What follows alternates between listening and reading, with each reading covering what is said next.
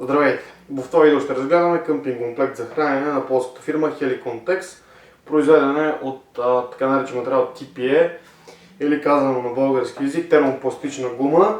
Има еластични качества, просто е специално разработен от каучукови примеси с пластмаса. Разбира се, абсолютно безвредно е за храната или напитките, които съхранявате вътре. Не бива да се притеснявате, че могат да ви навредят. Също така няма да оставят вкус или мирис на храната и напитките ви. Комплектът се състои от няколко основни части.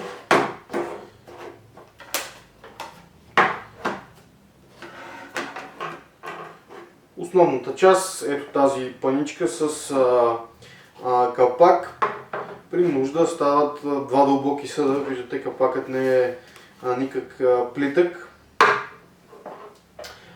Може да го използвате както за хранене в момента, това виждате, има удобна дръжка, така и за носене и съхранение на храна в него.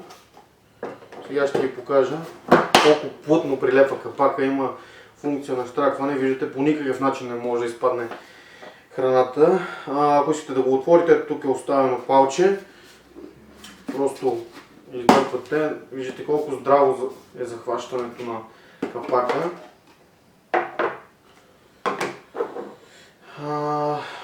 Също така имаме две чашки.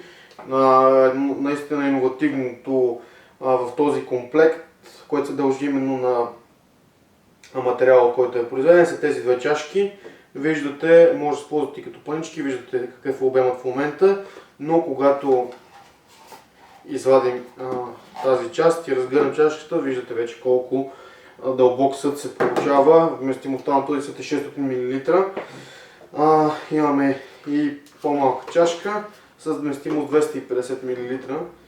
Виждате колко място се спестява, когато са сгънати и колко голям обемът, когато са разгънати.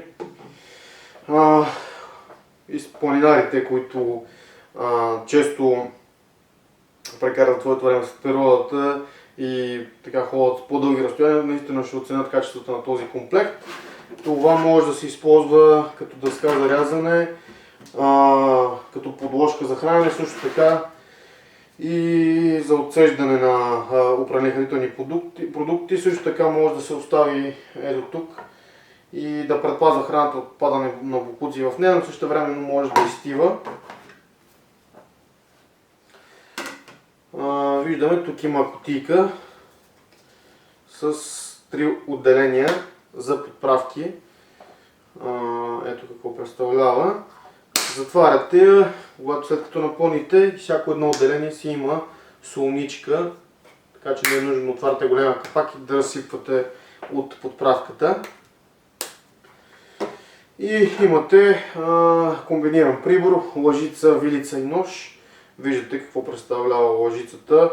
Тук са оставени зъбци, с които може да взимате вашата храна. И ето тук има назъбване и пластмасата е изтънена под формата на острия, за да може да срежете вашата храна.